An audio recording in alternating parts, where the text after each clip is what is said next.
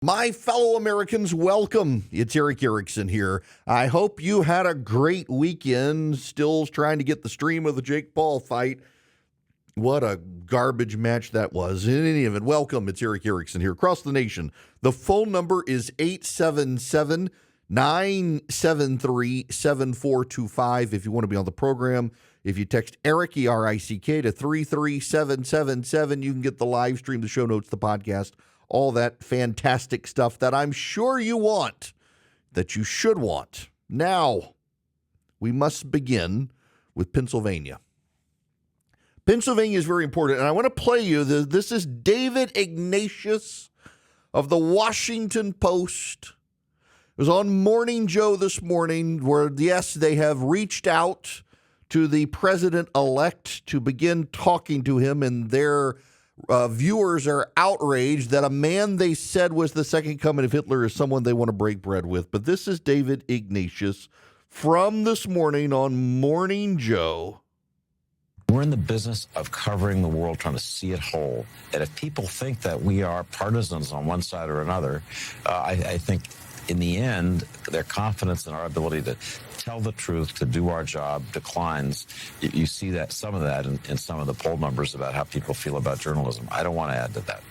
Yeah, I don't want to add to that, he says. So why aren't you covering Pennsylvania, David Ignatius? Morning Joe, why isn't that your lead story? You guys have lectured us for 4 years that the Republicans and Donald Trump are a unique threat to democracy, that Donald Trump is an authoritarian, a tyrant who disrespects democracy, wants to end democracy. In Pennsylvania, the Democrats are now openly, brazenly trying to steal the United States Senate election from Senator-elect Dave McCormick.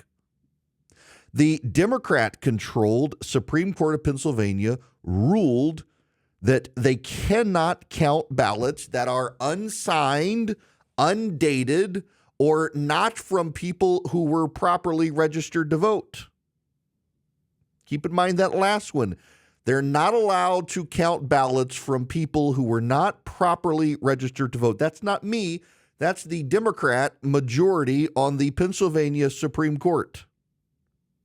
And in Bucks County, Pennsylvania, and others, Democrats are openly ignoring the Supreme Court of Pennsylvania and counting those ballots. In fact, one member of the Board of Elections said everybody breaks the law. Everybody breaks the law. So she gets to break the law because everybody gets to break the law. And these are the people who spent 4 long years telling us Donald Trump and the Republicans are a threat to democracy. The Democratic spin is, well, we have to count every vote democratically cast. The difference between democracy and mob is the rule of law. And the rule of law in Pennsylvania outlines which votes to cast and which votes to count and which votes matter and which votes don't. And they're ignoring all of those things in the name of counting all the ballots. The ballots from the Russians? I mean, 8 years ago, you guys told us the Russians stole the election. We don't know that some of the people voting in Pennsylvania whose votes they're counting actually aren't people who aren't even legal American citizens. But if they vote Democrat, the Democrats say that's okay. And they're real quiet about this on MSNBC. They're pretty quiet about it on CNN as well. They're quiet about it on the editorial pages of the New York Times and the Washington Post that spent 4 years lecturing us about preserving our democracy and saving the rule of law. And here are the Democrats in Pennsylvania openly defying the Democrat-controlled Pennsylvania Supreme Court's ruling. Now, let's back up. The reason that Pennsylvania is still counting votes actually, in part, is the blame of the Republicans. It's true. We've got to be intellectually honest about this to get to what's happening now. A law was proposed in Pennsylvania that was killed by the Republican majority in the Pennsylvania legislature that would have allowed the processing of absentee ballots before Election Day. They would have essentially adopted the model from Florida and what Georgia has now deployed. Essentially, what it does is you don't count the votes until Election Day, but you can process the ballots. So you can make sure that the voters are legitimate and the vote is lawfully to be cast and run it through a scanner, even though you can't see the results. Pennsylvania Republicans said, nope, we don't want to do that. We don't want to do what Florida did. We don't want to do what Georgia did. The rule in Pennsylvania is you cannot even begin to process the ballots until 7 a.m. on the day of the election. That means that in Pennsylvania, you're not allowed to even look at the absentee ballot and say, can this absentee ballot be counted until beginning at 7 a.m. on election day. That's why the process takes so long, and it was the Republicans to blame. The Democrats agreed to adopt Ron DeSantis' rules in Florida, and the Pennsylvania Republicans, who also, by the way, make you go to special stores to buy beer, said, no, you're not allowed to do that. Pennsylvania is one of those weird states where there are only certain stores open at certain times of day where you're allowed to buy beer of limited quantities. It's a very weird state. Wonderful state, wonderful people, but also stupid laws. And it was the Republicans who blocked this one.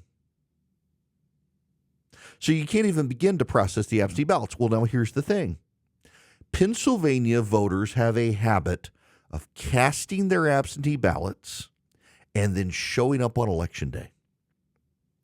I don't know why that is, but Pennsylvania disproportionately does that.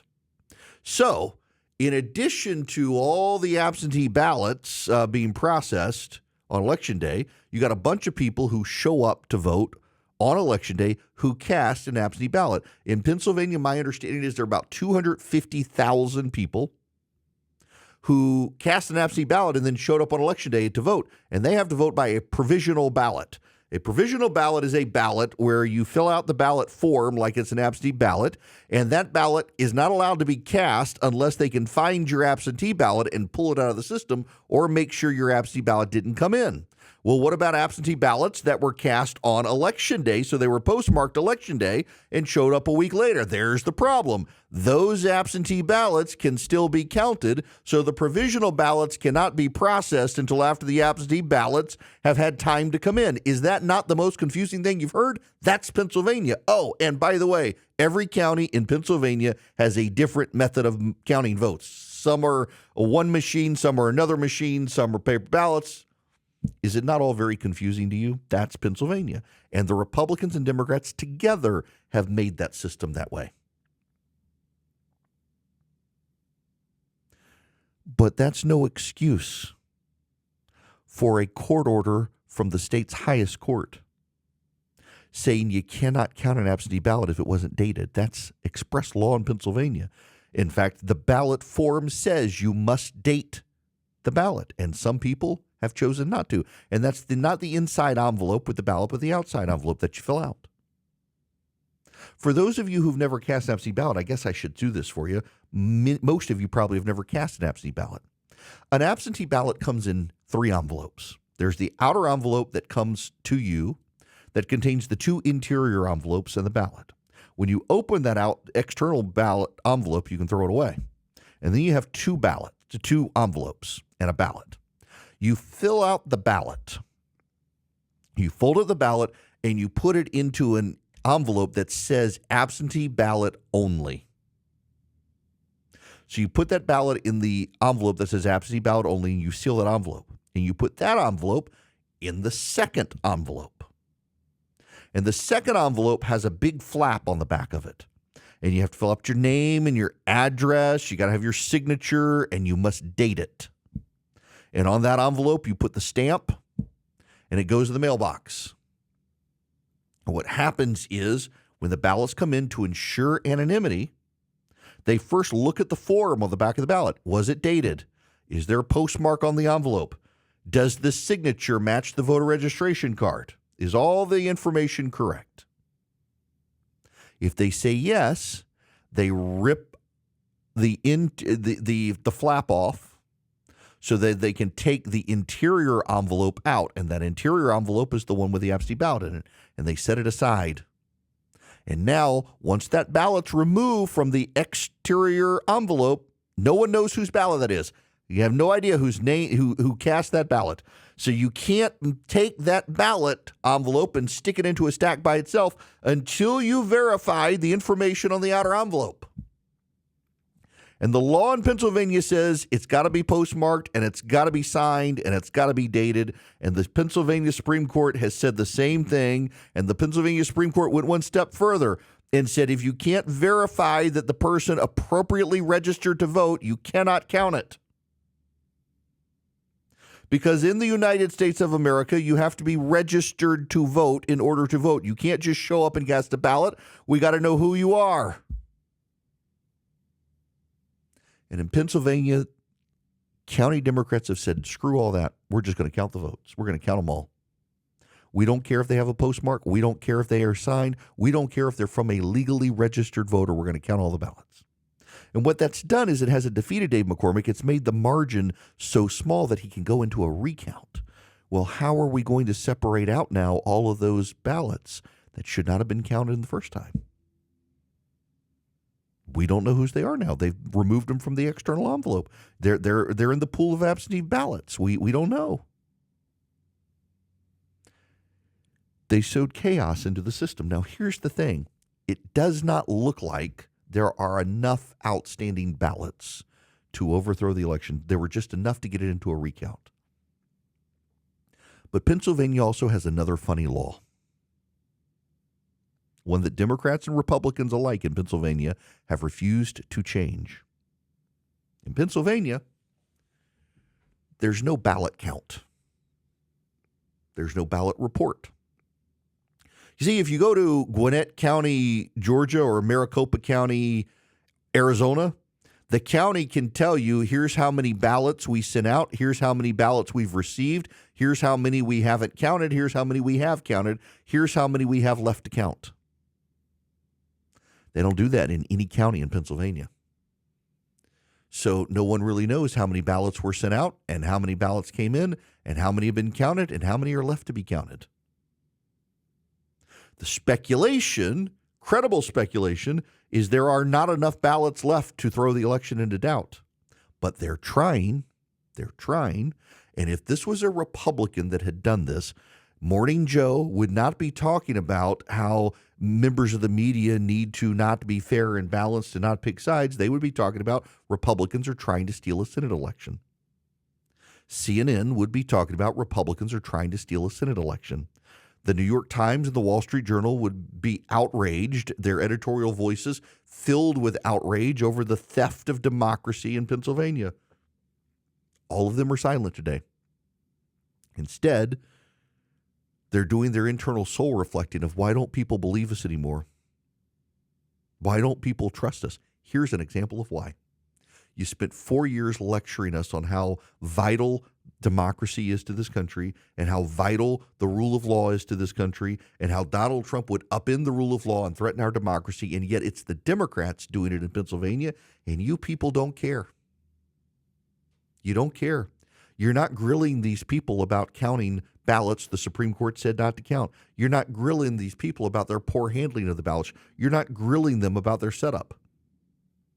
You're not doing any of that. You would do it if the Republicans were in charge, and you know darn well you would. The Democrats in Pennsylvania are trying to steal an election, and they're brazen about it, and their accomplices in the media who have been wringing their hands about threats to democracy are okay with it because it's all about power, and the Democrats are on the verge of losing it. And the irony here as well is that they're going to lose this election, and even if they were somehow to be able to pull it out and steal it and win it, they won't get a Senate majority, and the Republicans in the Senate can refuse to seat Bob Casey, given what the Democrats in Pennsylvania have done to the rule of law. And then you and I both know everybody in the media will be upset, but they're not upset so long as it's the Democrats trying to steal the election. Welcome. It is Erick Erickson here. Had a great time in Las Vegas. Man, I got to tell you guys, and listen, I realize it's a unique connection with listeners, but I got lit on fire by people this weekend. By some of you, and look, I say this lovingly, I did email you, why aren't you talking about the Pennsylvania situation? My opening monologue. I got emails about it all weekend. Why are you ignoring it? Why aren't you doing this? Blah, blah, blah, blah. Y'all, hello. I took a day off work. Had a great listener event Friday in Las Vegas, and then I unplugged for a couple of days. And when I opened my laptop on Sunday night, there were, why aren't you talking about this? Why haven't you sent out an email? Why? Because I'm on vacation. No rest for the weary. I love that you guys love that I chime in on something, but occasionally for my own mental health, I must take a day off. And I watched The Jake Paul, Mike Tyson fight on Friday night. Philip and I actually watched another fight first. This was the couple behind us at the Davidoff Cigar Bar in Las Vegas. They were yelling at each other. It got very uncomfortable.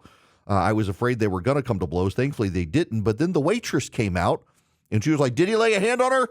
Did he touch her?" We're like, "No." And even if he did, we're not going to stick around to be witnesses in your court case. But he didn't. In fact, he even left her cell phone there. And when the girlfriend, I guess, apparently they were regulars. The girlfriend was then convinced he stole her cell phone, and he comes back and calls her a few more choice words and holds her phone up from the table. And then she's upset that he's grabbed her phone off the table. She thought he had taken it away. He was just showing her that it was there. And then after it's all over, she's got to stand by Phil with me. He's like, "He disrespected me? Y'all saw that? He disrespected me. I will not be disrespected." We're like, "God bless you for standing up for yourself. But leave us alone, please. We want to watch the fight." And then Netflix couldn't handle the load. Is it going to be able to handle the NFL games? I don't know. But apparently 80 some odd million people, 60 to 80 million people attempted to stream that fight. And it was pathetic. 8 rounds of slapping each other and dodging each other. And poor old Tyson was just, they scheduled it past his bedtime, and it looked like Jake Paul was taking it easy on him. They scheduled Jake Paul to fight Jimmy Carter next. And that was just what a pathetic attention grab. And we all watched it, didn't we? Vision Computers want your attention, and they should have it because they can build you a great computer, and then they can give you their 5-star support. Y'all, Vision is so good. And they help businesses around the country. They can help your business. They can help you wherever you are in the country. They give you a special phone number. You can call them. 15 seconds or less. Get the answer to your question about your computer. If it doesn't seem to be working right, if you don't know how to do something, if you've lost a file, you need to navigate it. They can even remote in to your computer. They can help you with your email support, your printer support, you name it. Now, if you buy a computer from Vision, you get this for free. But for just $179 a year, you don't have to have bought a computer from Vision to get their 5-star tech support. And go online and look. They've got thousands of 5-star reviews. My family use Vision computers. You can too. Go to 404-COMPUTE. Call them at 404-COMPUTER. Go to visioncomputers.com. Tell them Erick sent you. You're going to save even more money. 404-COMPUTE or visioncomputers.com. Let Vision service your computers, build you a computer, whatever you need tech-wise. 404-COMPUTE. Hello, ladies and gentlemen. It is Erick Erickson here across the United States of America, and I am delighted to have you with me. This is the difficult part of the show for some of you. You're not going to be happy with me, and that's okay. I'm used to making everybody on all sides mad, and it's kind of what I do. Ladies and gentlemen, if you read my morning email, you know exactly where I'm going. Worldview. Worldview matters. We don't talk enough about worldviews, but we need to talk about what a worldview is. A worldview is how you see, understand, comprehend, and process the world around you in order to live your life, navigate the moments of this world, and make decisions. My worldview is very simple. I am a simple man. I believe there is a heaven, and I believe there is a hell, and I believe there will be a day of judgment before the Lord God Almighty, and I will be held to account for my sins, and that if I believe in God through Christ, he will regenerate me, and I will be spared the fires of hell, not because I did anything, but because he did everything. And so when I look at the world and I look at the ups and downs of the world and I look at the questions of the world, I don't really ask what would Jesus do per se. I look at in my worldview, what is right. And oftentimes what you find in the world when that's your worldview is that what the world says is right, you find wrong. What the world says is wrong, you find right. Turning the other cheek is not a worldly thing. Laying down your life for someone else, it's not a worldly thing. That's my worldview. My worldview is as a Christian. A progressive atheist has a different worldview. A progressive atheist lives their life in a way that says this is the only heaven we're going to have, and so we must make it, and we must take power to build a heaven on earth, because there is no real heaven. The closest we're going to come is to what we do with this world. And so even you knuckle draggers and mouth breathers, we got to shut you up, because we got to build a utopia here. You profess Jesus, but he's a myth, but reality is real and here and now, and we're going to build it. By God, yes, we are. And that's why you got to have abortion rights, because a woman can't live her best life now if she's shackled to a baby. We got to allow her to kill the kid so she can continue on with her life, so she can have her cake and eat it too. Have sex, kill the kid, keep a job, bring the money in. That's the progressive atheist worldview. We're going to have utopia whether you like it or not. In the same way, if you're pro-life, you believe life begins at conception, you're going to see the world in a different way from the people who believe that life begins when you say it does. You're going to value, for example, a tax policy that would allow a pregnant mother a child tax credit because she's with child. You know, progressives don't like to give the child tax credit if you're pregnant. The child's got to be born, because otherwise they'd have to recognize that the fetus is actually a child. You're going to redo education policies because you're going to free up parents to make the best education decision for their children, among other things. The worldview of someone who's pro-life is vastly different from someone who's pro-abortion. Someone with a pro-abortion worldview believes that abortion is a fundamental right for a woman, that she should be able to control her life in such a way that if she wants to kill the kid to advance her career so she doesn't have to take time off work, that she should be able to do it. I'm always amazed when people say, you pro-lifers, you know, you're going to have to start making the man pay for child support if you extend this belief that the child is a child in womb. Like, yes, we believe that a man should have to take care of the mother and child. What's wild is that if you're pro-life, you believe these things. If you're pro-choice, you've endowed women with the power where they can make or break a man. What do I mean by that? Very easy. If I were to get a woman pregnant, I would have no say on whether or not she decided to have the abortion. Although there's plenty of evidence that men use abortion and pressure for abortion on women. But I have no say. And so that woman can either make me pay for an abortion if she wants to annul, or make me pay child support until that child is 18 years old. I have no say in the matter. If I say kill the kid, I don't want to pay child support, she can say, nope, I'm going to make you pay child support. Now, I wouldn't do that, but it gives women more power over men. And the pro-abortionists are fine with it. Worldview matters. Your worldview, if you believe God is sovereign, matters a great deal more than if you believe you yourself are sovereign. You may throw yourself into despair. You can handle the world a lot easier when you believe all things work for the good of those called according to his purpose. When things don't go your way, you know God's got a plan and you're still going to be okay. That's why people on the left are thrown to despair. They think we are our gods and we're losing control of things. Worldview matters.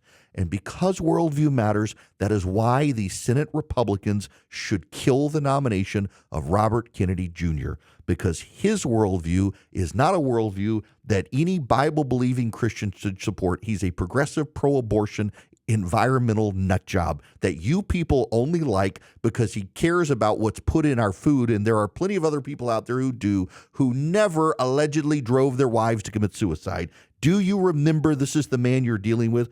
This is a man who openly flouted his relationship with his second wife. She went into depression, despair, and dependency, and ultimately, after he decided to divorce her, committed suicide after finding his journal where he documented after her child was born, how he began regularly having an affair with 37 different women, sleeping with multiple different women, sometimes multiple women on the same day. He sent pictures of his sexual conquest naked to his friends to document his exploits. And when he decided to divorce his wife, despite never in his journal where he documented his sexual conquests and his wife and his kids, never worrying about her health, never worrying about her dependency, never worrying about her depression, Somehow, all of a sudden, she's this abusive, terrible wife. He needs a restraining order from her. And she hanged herself. And even though he filed for divorce from her, he refused to allow her family to bury her. Do you know what Robert Kennedy did to his soon-to-be ex-wife who committed suicide after reading about his 37 sexual exploits? He buried her in the family plot, and after the ceremony was over, dug her up and moved her body out of the family plot. That's the man some of you think is qualified to be the Secretary of Health and Human Services. And that's not just any position in the federal government. The Secretary of Health and Human Services oversees 1/4 of the spending of the entire discretionary budget of the United States government. Did you know that? An entire quarter of the federal budget, outside of Social Security, Medicare, and debt service payments, a quarter of the federal budget is run through the Department of Health and Human Services. And you want to put a pro-abortion, Kennedy progressive womanizer in charge of that position because he questions COVID vaccine and thinks we shouldn't have red dye number 5 in food. Oh my gosh. Is there not a single person on planet Earth who did not drive his wife to despair, divorce her, and then she commits suicide, and he won't even give her family the body? Is there not a single person alive who could fill that job other than a Kennedy kook? Personnel is policy. Personnel is policy. And what Donald Trump has decided to do with the Secretary of Health and Human Services is designate the personnel who is a pro-abortion advocate, who, by the way, also believes in gun control. And guess which cabinet position oversees the data on gun deaths? Why, yes, that would happen to be the Secretary of Health and Human Services. So not only does Donald Trump want to put a gun control zealot in charge of the Department of Health and Human Services, he wants to put an abortion advocate in charge of the Department of Health and Human Services, the two issues that flow through that very department. But because he opposes red dye number 5 and thinks vaccines cause autism, boy, hummer golly gee, that's just perfect. We can put him in charge of it. Never mind his worldview. Never mind his character, never mind his dead ex-wife who didn't actually get divorced from him. Never mind all of those problems. Never mind that his sexual predilections have not been in the past, but in the here and now. Hello, Olivia Nuzzi. Although she says it wasn't physical, it was just emotional. Listen. I realize some of you agree with him on vaccines, and some of you agree with him on food. But there are plenty of other people who share those views who are not a pro-abortion progressive who Barack Obama wanted to put in charge of the Environmental Protection Agency. Some of you people lost your mind when Michelle Obama planted a garden and asked schools around the country to modify their health menus, and now you want Robert Kennedy to do what Michelle Obama did on steroids for everybody, and you're fine with it. Is it because she had a D next to her name? Robert Kennedy had a D next to his name until this year. You changed the letter, but not the soul of the man who had 37 mistresses on his wife, and when she read the diary, handed it to her sister, said, "After I'm gone, publish it," and then hanged herself. That's the man you want in charge. That's who you want to give a power of the quarter of the federal budget to. A man who has lied repeatedly about good vaccines. A man who has driven up vaccine skepticism on the MMR vaccine, which has long been studied for whether or not it causes autism. And it has long been thoroughly rejected that it causes autism. But because some of you believe, damn the science, we're going to find the person who believes. And you know what? That's what the left does on transgenderism. You're no better than them. The left goes out and finds doctors who say, of course boys can become girls, and everybody's left say, look, we've got an expert. That's what Robert Kennedy does with all of his nutty conspiracy theories. He's unqualified to be the guy in charge of a quarter of the federal budget, particularly the department that actually collects the data on gun violence and handles abortions or pro-life policy, because he is a gun-grabbing, pro-abortion advocate of the left who is a Kennedy with the morals of the Kennedy clan, and he should be nowhere near the president's cabinet. Say what you will about all the other picks, including Matt Gaetz, and I've said much. There are plenty of people who agree with Robert Kennedy on food and food safety and reform of the pharmaceutical industry who are not Robert Kennedy. And frankly, when you look at the data, it is a terrible thing for the Republican Party to tell pro-lifers you will suck it up and take it. And it is a shame that people have attacked the former Vice President Mike Pence for raising concerns about Bobby Kennedy Jr.'s pro-abortion position, putting him in charge of the department that oversees pro-life, pro-family policies. He should not be there. But for all of those things, I don't think we should put into power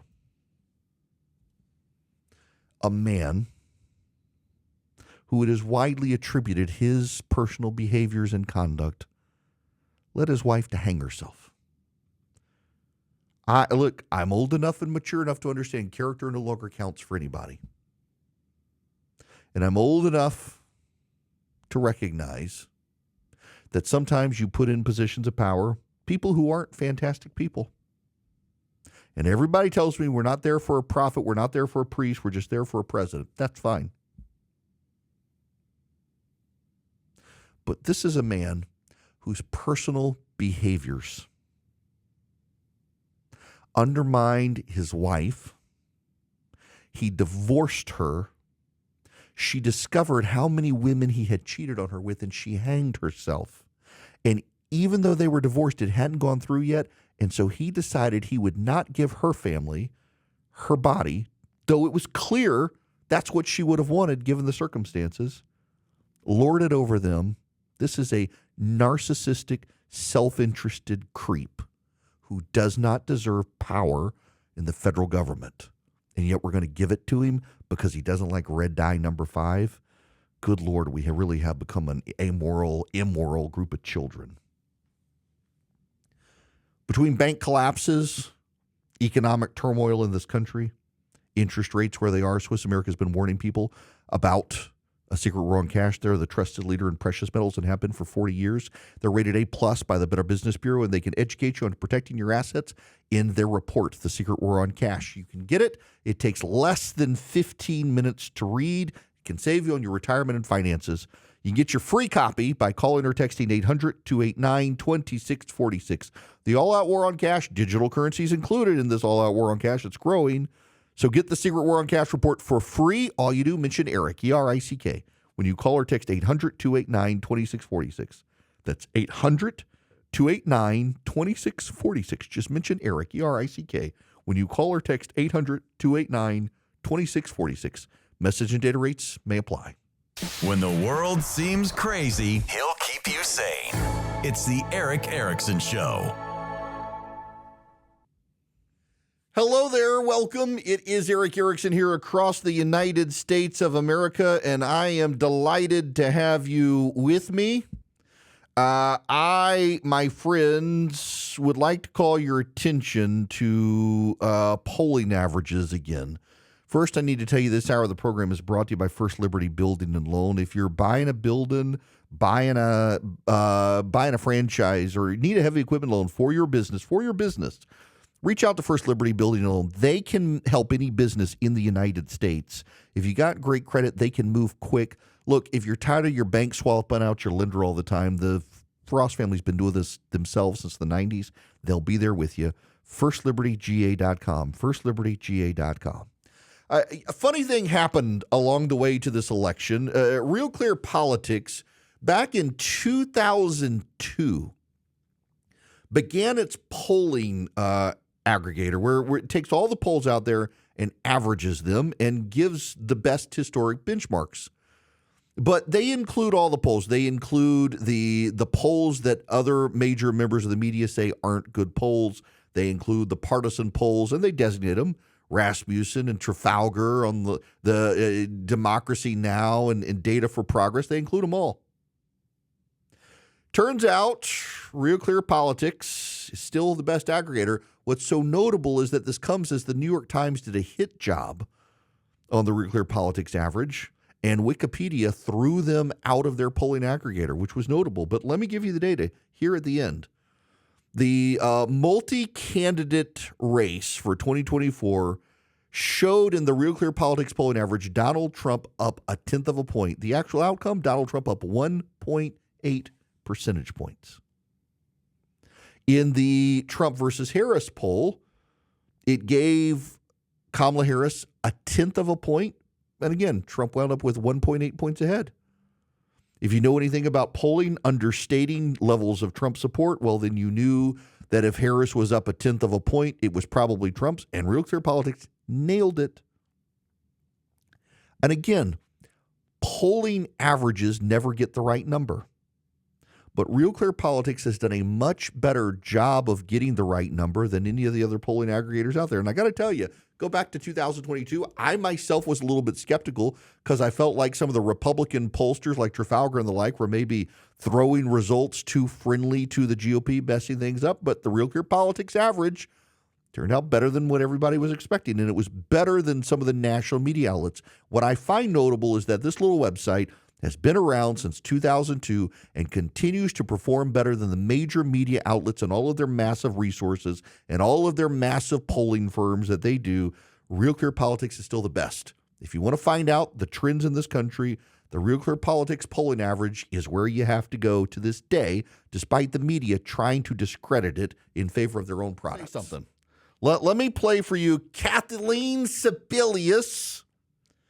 Didn't know she was still alive. She was Barack Obama's Health and Human Service Secretary. She was on with Jen Psaki on MSNBC. Listen to this conversation as they sound the alarm over Robert Kennedy Jr. So again, sitting over CDC, correcting or trying to actually harness the communications from CDC, make them in correspondence with what he believes, putting up fake science against real science and saying to people, just make up your own minds, I think could lead to disaster. Public health, a major tenet is clear and factual communication over and over and over again. We saw during COVID, Jen, what happens when the president, Donald Trump, would contradict science from the podium, undercut vaccine enthusiasm, say that maybe drinking bleach or various kinds of remedies that were used in veterinary animals should be used in human beings, none of which was backed up by science, but it created an atmosphere of mistrust and distrust. So, okay, one more clip. Sorry, one more clip. Bear with me. There's a point here. There's a point. Where is it? Yep. Elise Slotkin, the senator-elect. She's a congresswoman from Michigan. Her congressional seat flipped to the GOP, but she got the Senate seat. Listen, she's on ABC talking about Pete Hegseth. I mean, I think in general, I'm a senator-elect, and advice and consent from the Senate is part of our constitutional process. So I'm going to try and meet with everybody, hear them out. But I also am a former CIA officer and Defense Department official. I know just how important these jobs are, not just for who gets what in Washington, but for the actual security of people in the United States. And, you know, I was one of the first employees of the DNI's office. I worked at the Pentagon. And so to me, you have to have the right character. You have to have the right qualifications. You have to go through an actual vetting process. To me, that to me is the thing that is going to be critical in deciding who should be supported as these big cabinet level officials. Okay, one last one. Mark Wayne Mullen. I will give him, the senator from Oklahoma, can bring us exactly to the point where we need to go in this conversation. This is Mark Wayne Mullen on Meet the Press on NBC. But I do got a question for you. The Democrats are spending so much time talking about the scrutiny of President Trump's picks, and yet did we spend this amount of time scrutinizing Biden's pick? I mean, we can talk about Rachel, the Assistant Secretary of HHS. I think that's a pretty controversial pick from whatever pronoun he or she decides to use. We talk about Sam, the Assistant Secretary or Executive and underneath Secretary of Energy, and the individual was arrested multiple times for stealing luggage off of conveyor belts inside airports. And I didn't see the same type of scrutiny that the Democrats used on these individuals' picks. There's been a lot of picks. I mean, we can talk about Pete Buttigieg. Is he really qualified to be the Department of Transportation? Yes, exactly. You Democrats, as someone who am willing to support this administration, I get to complain. You people can shut up. You allowed Rachel Levine in charge of the Assistant Secretary of Health and Human Services. Look, I will object till I'm blue in the face over Robert Kennedy because he's a progressive, gun-grabbing, pro-abortionist nut job. You people should like it. In fact, y'all wanted him at the EPA. Rachel Levine and his war on gender, 75% of Americans favor a federal ban on gender transitions for minors, and this dude was encouraging them. And in fact, we know from leaks at HHS, suppressed data because he was afraid it would build further outrage about gender transitions for minors. And y'all didn't say anything. Anthony Blinken is perhaps the worst Secretary of State this country has seen in generations. And you people on the left just think he is all golly fantastic. Lloyd Gates, the Secretary of Defense, disappeared from his job without telling anyone, and none of you even wanted him held accountable. You're going to be upset with Pete Hegseth? Yeah, he's got some issues, personal baggage. But the Associated Press has decided the attack on Pete Hegseth is because he has a Jerusalem cross tattoo, which is a cross that a lot of pilgrims, Christian pilgrims who go to Jerusalem, get. Yes, it is allegedly derived from the Crusades, but it doesn't matter. The fact that he was labeled a right-wing extremist by people inside the Defense Department who serve with him in combat is actually a big red flag on those people. In fact, if he becomes Secretary of Defense, he should pull the file, find the people who complained about it, and fire any of those who are still in the Department of Defense. The fact that they looked at a guy with a Jerusalem cross and said he might be a right-wing extremist because of that tattoo, that a lot of people I know a number of people who are far from right-wing extremists who have that same tattoo. They happen to be Catholics. They happen to have made pilgrimages to the Holy Land, and they got that tattoo, and they're not right-wing extremists, I assure you. In fact, I know a couple of them who didn't even vote for Trump. But that's what the media is doing. The hysteria over his cabinet picks is absurd. As a conservative, as someone who supports the administration, I get the right to raise red flags and say this isn't good. But you people in the press who are outraged by cabinet picks, you didn't say a damn thing about Pete Buttigieg. That man was no more qualified to be Secretary of Transportation than Thomas the Train is to be Secretary of Agriculture. Pete Buttigieg went on paternity leave and no one noticed. In fact, it was well documented, except in the mainstream media, that when Pete Buttigieg decided to go on paternity leave, he actually went on tour because some left-wing group did a hagiographic documentary about how awesome Pete Buttigieg is, and Buttigieg traveled the country with the documentary. That's why he was actually on leave, and none of you people in the press wanted to cover it, but you're outraged about Matt Gaetz. I think Matt Gaetz is a horrible human being, and I hope the Senate rejects his nomination. But I get to say that. You people don't. Because you didn't want to raise objections to the qualifications of Pete Buttigieg. And that gets me back to Kathleen Sebelius, who I share some of her concerns about Robert Kennedy Jr. and his, it's not even vaccine skepticism. He's a vaccine contrarian. He's a professional contrarian. If you say the sky is blue, he's going to argue with you just because he likes to be a contrarian. But Kathleen Sebelius sued nuns to force them to pay for abortions. Yes, friends, it was Kathleen Sebelius who oversaw the Little Sisters of the Poor decision. As a Democrat friend of mine at CNN at the time told me, hell hath no fury like a lapsed Catholic against the Catholic Church. And Kathleen Sebelius decided to nurse her grudge against the Catholic Church and sue the nuns. It was her decision, and Barack Obama backed her up. So maybe this woman should shut up when it comes to the qualifications of cabinet nominees for Donald Trump. I got plenty of concerns about Gates. I got plenty of concerns against Robert Kennedy. Most of the picks, though, are great.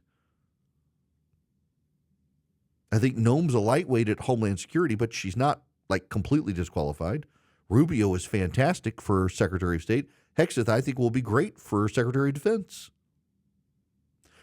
I kind of think Elon Musk is right when it comes to Lutnick for Treasury Secretary over the other guy. I forget the other guy's name, but Lutnick I think would be great. That's who Elon Musk wants. Mike Huckabee, ambassador to Israel, a great pick.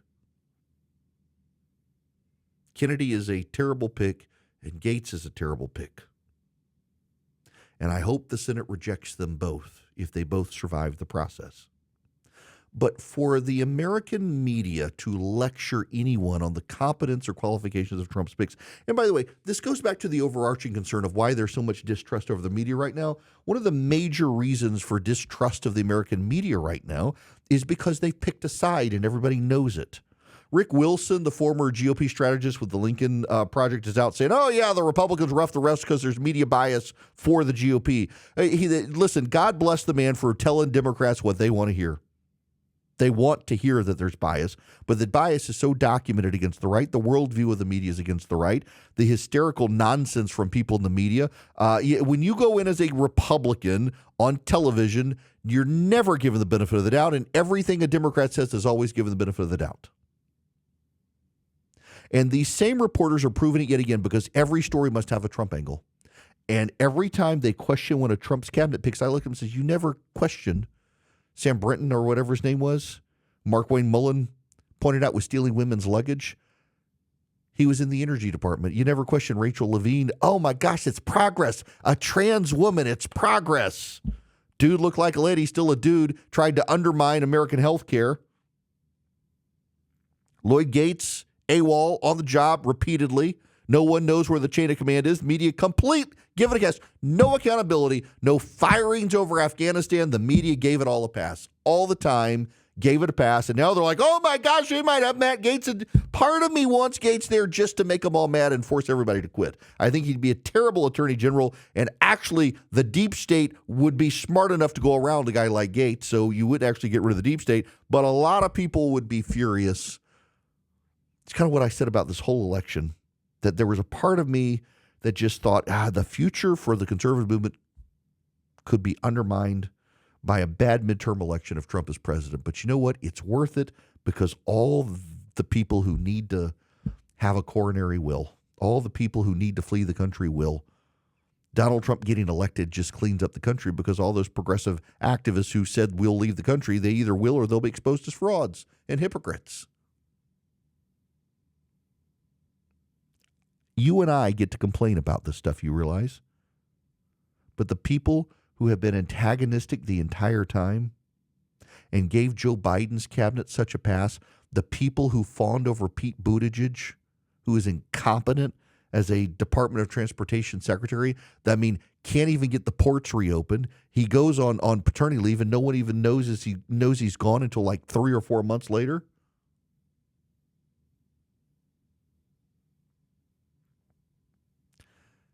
You guys in the press can shut up. I know you're not going to. But trust is gone.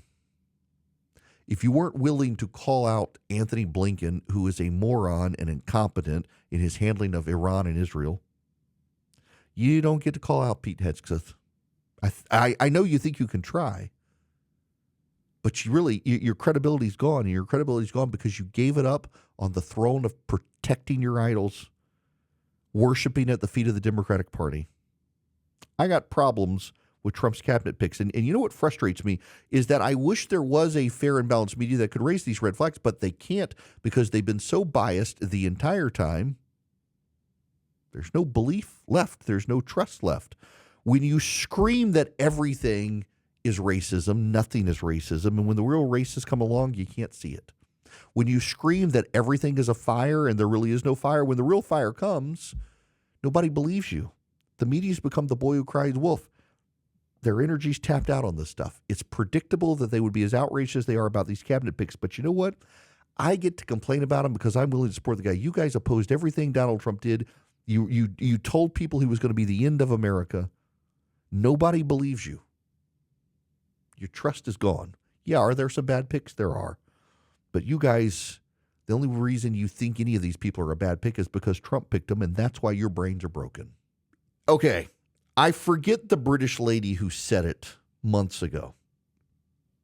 It was a researcher in Great Britain who said that the parents who allow their children to undergo gender transitions are going to be like the Japanese on the islands of the Pacific after World War II who can't accept the war is over and fight to the death. Because if you've allowed your son to remove his reproductive organs or daughter to physically permanently disfigure themselves, you're not going to be able to say you were wrong. What we're seeing as well is that upper income, wealthy white people are the most committed to the delusion. So Seth Moulton, a Democratic congressman, after the election says a very reasonable, non-controversial statement that 70+% of Americans agree with, that boys should not be in girl sports. And what is the reaction? They organize a quote-unquote Neighbors Against Hate rally outside his office to protest him. And then Democratic voices fill MSNBC to worry about throwing the transgender community under the bus. Jen Psaki and others all telling Democrats, you can't back away from this. So Seth Moulton stakes out a position that over 70% of Americans agree with, 80% of Americans actually. It's 75% oppose gender transitions for minors, 80% oppose boys and girls sports. So Seth Moulton says something 80% of Americans agree with. CBS News calls it controversial, and good white Democrats hold a protest outside his office. Who are the people out of touch? Now, I didn't have to use it this week, but I took the Eden Pure Thunderstorm with me, and the new one is actually smaller than the old one and actually does more. They're incredible. You can get 3 Eden Pure Thunderstorms and save $200 at EdenPureDeals.com with the discount code Erick, E-R-I-C-K. EdenPureDeals.com, the discount code Erick3, E-R-I-C-K, the number 3. The Eden Pure Thunderstorm, the new ones, the Thunderstorms, they now generate plasma to kill bacteria and viruses, in addition to generating the ozone to kill all odors. In addition to having an electrostatic plate that traps dust, pet dander, pollen that flows through, you don't need a filter subscription with it, and it just works. It works great. You can get 3 of them, take care of your whole house, upstairs, downstairs, your basement, your travel bag. You can hold it in your hand. The new one's even smaller than the last one. It has a plug that flips out so you can put it in the wall. Just like the old one, though, you can also plug it up with USB in your car if you need to, and it will eliminate every odor, in addition to viruses and bacteria floating in the air. EdenPureDeals.com, the discount code Erick3, E-R-I-C-K3, at EdenPureDeals.com. My fellow Americans, I'm delighted to have you with me. Thank you for listening. The phone number 877-973-7425 should you wish to be on the program. I say several things to my audience. I should have I probably need a coffee mug with all of them. See, people are stupid. It's true. People are stupid. Events change things. Say that a lot, too. Know when you're in the minority, even when you think you're right. Something you'll frequently hear me say. And also, precedent matters. Precedent matters. Never set a precedent you don't want your political opponent to use. If you're a longtime listener of this program, those are the things I most frequently say, and that last one is that on which we must dwell. When Joe Biden took office as president of the United States, one of the things progressives pushed for Joe Biden to do was to perpetuate an emergency due to COVID. It was a national emergency, and with a national emergency, the government had latitude to speed up things like, well, tell everybody to get the vaccine, firing members of the military if they didn't get the vaccine, telling landlords they were not allowed to collect rent from people. They did all those things under an emergency. And progressives wanted Joe Biden to expand the emergencies. Progressives wanted Joe Biden to do an emergency on gun violence in this country, thinking that it would loosen the rules for him to be able to round up people's guns. They decided constitutionally it wouldn't work, so they didn't do it. They've really wanted a climate emergency. Climate emergency has been one of the biggest desires of Democrats. Let me Google Biden climate emergency. Let's see what comes up here. Says, yes, this is Politico from 2023. President Joe Biden says he's already practically declared a climate emergency, but he's yet to actually make a declaration, which would give him a host of new powers to combat climate change as the country faces record-breaking heat and more frequent and intense floods, droughts, and wildfires. We've already done that, Biden said Wednesday in 2023, again, when asked whether he was prepared to declare a national climate emergency during an interview with the Weather Channel. We've conserved more land. We've moved into rejoining the Paris Climate Accord. We've got a $60 billion climate control facility. When pressed about whether he'd actually declare an emergency, Biden says, practically speaking, yes. However, no such declaration has come from the White House. Experts say Biden could invoke the 1976 National Emergencies Act to give himself the power to order the manufacture of clean energy technology, deploy renewables on military bases, block crude oil exports, or even suspend offshore drilling, though that would require compensation to the owners. Though the law limits emergency declarations to 1 year, it could be renewed annually. And in fact, it's one of the tools the White House used for COVID to, for example, get the president to suspend landlords' abilities to control rent. Now, here's Forbes from May of this year, Biden's climate emergency, green policies on steroids. According to a Bloomberg report last week, White House officials have renewed discussions about declaring a national climate emergency. The intent is not new. 6 days after President Biden's inauguration, then newly minted Senate Majority Leader Chuck Schumer called for the president to declare an emergency over the climate crisis. In 2022, the administration considered a similar emergency declaration after negotiations on clean energy legislation stalled. Then there's the Sunrise Movement, the progressive movement of psychotic kids who want to either save the planet or commit suicide. They want a climate emergency. They're demanding Joe Biden declare a climate emergency and use every tool at his disposal to mobilize the U.S. government to stop the climate crisis and save lives. It is true. It is true that the Biden administration never formally declared a climate emergency. They laid out the roadmap for it. One of the reasons the Biden administration never declared the climate emergency was because they were actually afraid of what the extent of the president's powers and the pushback he would get from business groups and what it would do to the economy, an economy that already was suffering from inflation and slowing down, with a possible recession looming at the time. So they never did a climate emergency. But they laid out the legal path to do so, and they did so after, in 2021, declaring a healthcare emergency and refusing to allow landlords to collect rents. And they extended that healthcare emergency over and over. Precedent matters. Yes, they didn't do the climate one, but they did the healthcare one, and the precedent matters. And I have warned progressives for years. If you set a precedent, don't expect the Republicans won't use it when they come back to power. Don't do something unless you want your opponent to do it. This is from Axios. This is why I bring all this stuff up. President-elect Trump confirmed Monday he's planning to declare a national emergency and use the United States military to carry out mass deportations. Trump made his promise to deport millions of undocumented immigrants, one of the cornerstones of his 2024 campaign, and his team has already begun strategizing how to carry it out.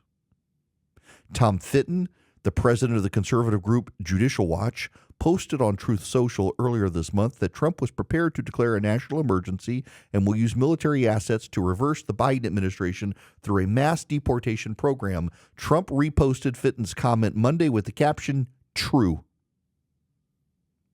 There are an estimated 11 million undocumented immigrants living in the United States. Notice they said undocumented, not illegal. They're actually documented. How else do we know that there are 11 million? They are 11 million documented illegal immigrants living in the U.S. Trump's mass deportations are expected to impact roughly 20 million families across the country.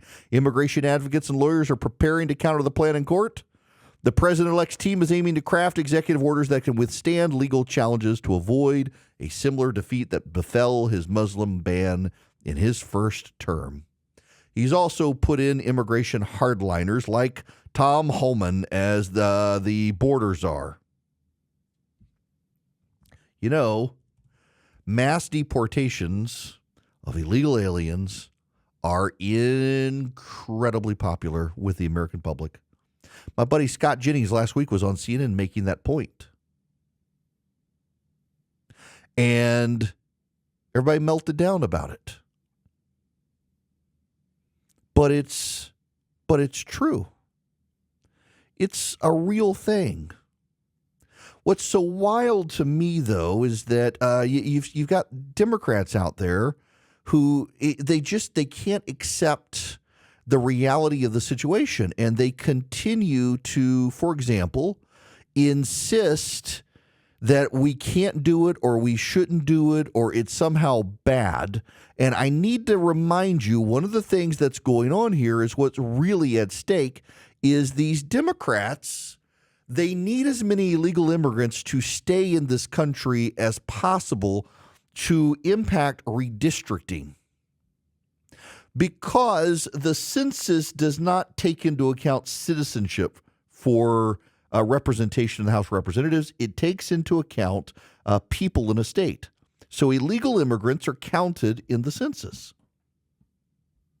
That's what's happening here. That's why the Democrats are doing this. But you also get the very perverse, we need a slave class in this country. You've got the Matt Egan is the reporter for CNN having this exchange with Dana Bash on CNN. Listen to this. Going to rebuild. CNN's Matt Egan, you see him there. Matt, what happens to food, to farming, agriculture, if there are mass deportations when a lot of these businesses use undocumented immigrants? Yeah, Dana, listen, food would get more expensive, possibly a lot more expensive, and that would directly undercut another Trump campaign promise, which is to get inflation under control. Now, the big economic problem here is that we're talking about industries that are heavily reliant on foreign workers. Many of them are undocumented. And so when you have fewer workers, it means less food and, yes, higher prices. Let me just show you one example. If you look at farm crop workers, a plurality of people in that industry, 41%, are unauthorized. That's according to the USDA. One farmer in Michigan told me that mass deportations would be, quote, devastating to the ag economy because there just would not be enough people to pick the crops. But it's not just about farmers. If you look across the food supply chain, there are many different parts of this that rely on tens or even hundreds of thousands of undocumented workers, everything from food processing to groceries and, of course, restaurants. Altogether, an estimated 1.7 million people who work in this space are undocumented. Now, we've reached out to the Trump transition. They have not gotten back to us, but in the past, they've argued that Trump's campaign proposals would not make inflation worse. But I've got to tell you, economists that I'm talking to, they're saying the exact opposite, Dana. Ladies and gentlemen, there are 11 to 15 million illegal immigrants in the country, and according to CNN, only 1.7 million of them work in the food industry. So in other words, we can deport 10 to 14 million illegal immigrants in mass deportation, and it's not going to affect the economy. Also, notice the continued reliance in the media on the phrase undocumented immigrant. If there are 1.7 million undocumented immigrants working in the agriculture and food industry, how do we know that if they're undocumented? Or are they documented? They're documented aliens. But if they're documented aliens, are they legal or illegal? This is the stupidity of the phrase undocumented immigrant. Because how then can Matt Egan say that there are that many working in the industry unless someone has documented these people? So are they documented or are they undocumented? Are they legal or illegal? The fact of the matter is we have laws in place, and this goes back to the Democrats in Bucks County, Pennsylvania, where they're trying to steal the election from Dave McCormick by counting ballots that the state Supreme Court said were illegal. And the response was that, well, everybody breaks the law. You got to have respect for the rule of law. And the rule of law is these people aren't supposed to be here. If you want these people to come here, design a law for them to come and go. We had this law until unions got Lyndon Johnson to kill it in the late 60s. We had a law. It allowed immigrants to come to this country for 6 months at a time. They didn't even pay taxes. They just came across the border. They worked in the fields and they went home. They sent their money home. They didn't stay. They didn't have citizenship. They didn't have a right to vote. And the Democrats killed that in the 1960s. And now we have this serf class in this country that are illegal. They're not supposed to be here. They can get deported. And the media's like, we can't get rid of our slaves. Who will pick our cotton for us? This is literally the argument that is being made on CNN, that who will pick our cotton if we don't have slaves? That is the argument. Yeah, you know, this is the wild thinking of the left. Abortionists make the same argument as slave owners in the 18th century and the 19th century. It's my body. It's my property. You don't have to have one if you don't want one. They're not really people. Same arguments from the abortionists that the Confederates made before the Civil War. And now we've gone full circle with progressives to who will pick our cotton if the Mexicans aren't here. That should disgust and revile every one of you that this is the argument that progressives are making in response to Donald Trump's pushback that we should have mass deportation of all the illegal aliens. And if you follow the numbers from CNN, as they insist we need Mexicans to pick the cotton, it's 1.7 million out of 11 million people. I think we'll be okay. It's just amazing to me that they're all, it's the matter of the rule of law doesn't matter. It's the we need the Mexicans to pick our cotton. That's the argument at CNN. Forget the rule of law. Absolutely unreal. And how can they be undocumented and yet be documented at the same time? Are they Schrodinger's illegal aliens? I don't know. Now, let me tell you about Americans for Prosperity. Y'all, so there are groups out there saying they contacted millions of voters in this election. Americans for Prosperity is the largest leading grassroots organization in the country, and they're on the right, and they contacted millions of voters as well, but in each state. Millions in Georgia, millions in Pennsylvania, millions in North Carolina. They knocked on doors. They found voters. They got them engaged. They got them educated on the election. They motivated them to vote, and they turned them out, and it worked. Americans for Prosperity's ground game was second to none. You want to know why people crossed the victory line when there wasn't a GOP ground game effort? It's because of groups like Americans for Prosperity, and you can be a part of it. All you have to do is go to americansforprosperity.org today. Check them out, americansforprosperity.org. They, my friends, have chapters in almost every state. They'd love to have you involved. I'm involved with them. I'm going to go give a speech for them in December out in Utah. Great group, advancing common sense conservative reforms in this country. If you want to be involved with it, go to americansforprosperity.org. Oh, yeah. It turned into big news. Morning Joe Mika Brzezinski and Joe Scarborough went to Mar-a-Lago to meet with Donald Trump, and progressives are melting down. Over to you, Mika. Over the past week, Joe and I have heard from so many people, from political leaders to regular citizens, deeply dismayed by several of President-elect Trump's cabinet selections, and they are scared.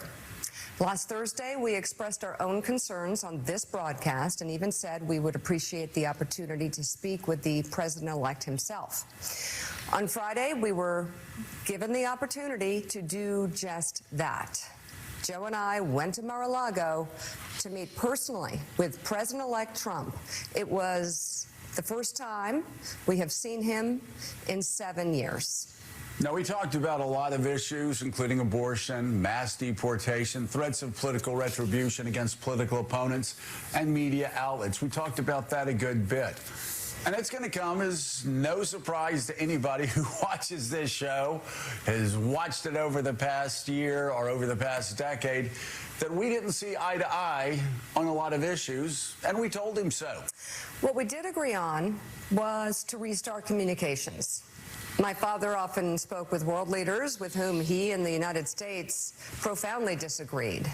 That's a task shared by reporters and commentators alike. We had not spoken to President Trump since March of 2020, other than a personal call Joe made to Trump on the morning after the attempt on his life in Butler, Pennsylvania. We can stop it there. Let me just go to the New York Times for that. This is just so good.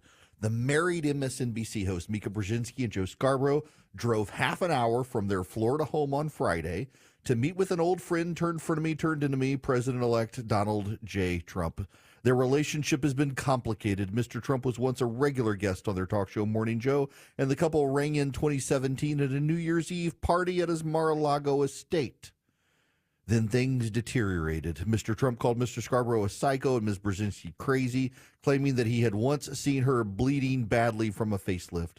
Morning Joe became a redoubt of the anti-Trump resistance. This year, the couple repeatedly warned that a second Trump presidency would threaten democracy's future, even for talk show hosts. It turns out elections have consequences. That is the New York Times. The Politico is in on it as well. Morning Joe host Joe Scarborough and Mika Brzezinski met with President-elect Trump in Mar-a-Lago on Friday, agreeing to restart communication between the three of them for the first time since March 2020. For those asking why we would speak to the president-elect in such fraught times, I would ask back, why wouldn't we? Brzezinski asked viewers Monday morning, adding that the host realized it's time to do something different, and that starts with not only talking about Donald Trump, but talking with him.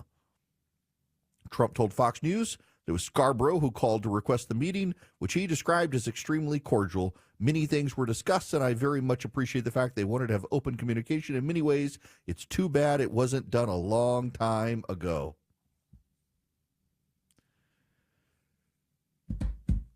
Y'all know I have a relationship with Joe Scarborough. I was teasing him about the Vandy, Alabama game several weeks ago. He gave it back in kind, the Alabama LSU game.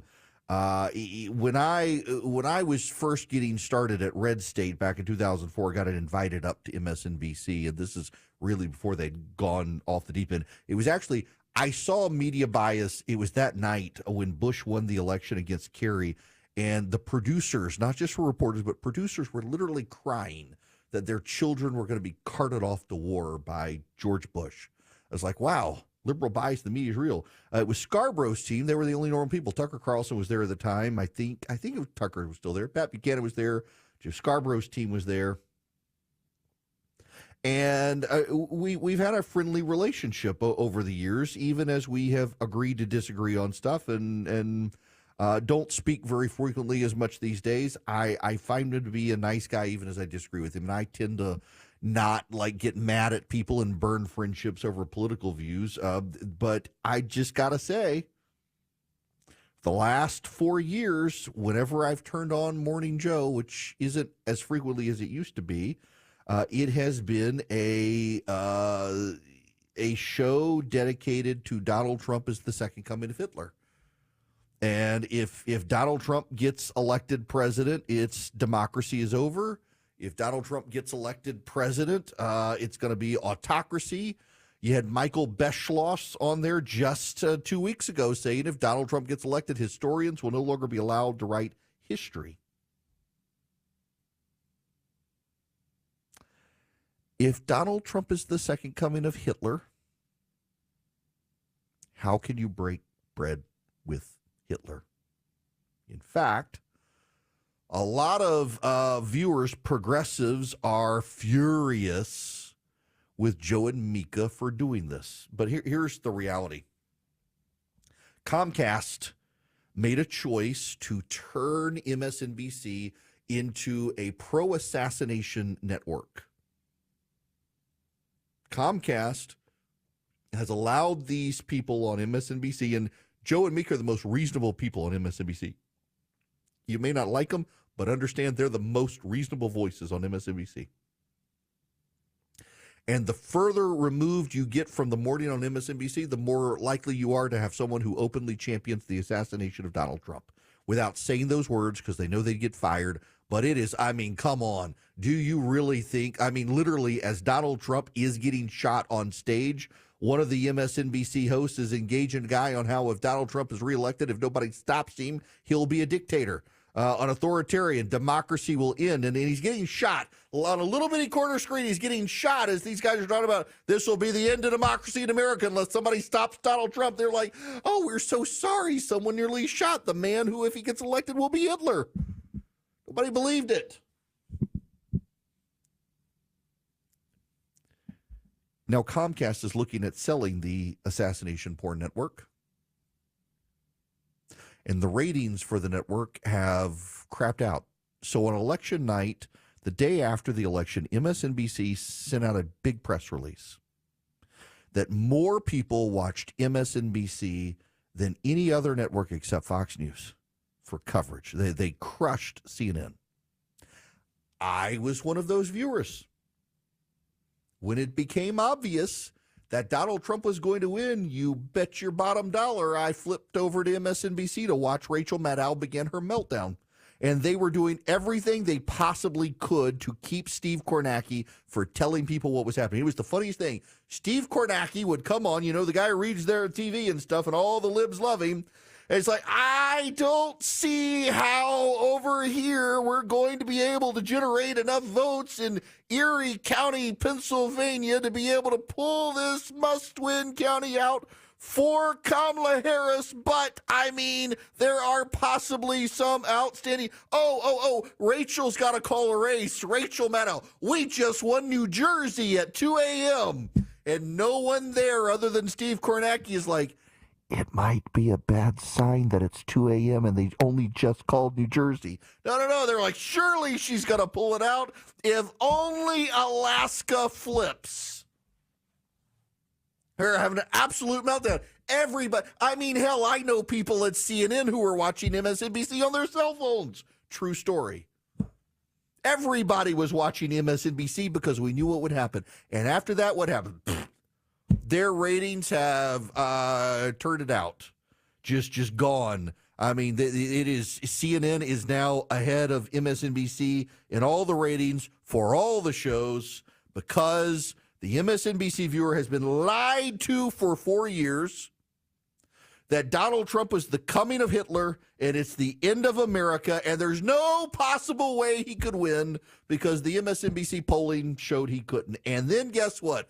He wins, their polling's wrong, and they're willing to sit down with him and break bread, but I thought he was Hitler.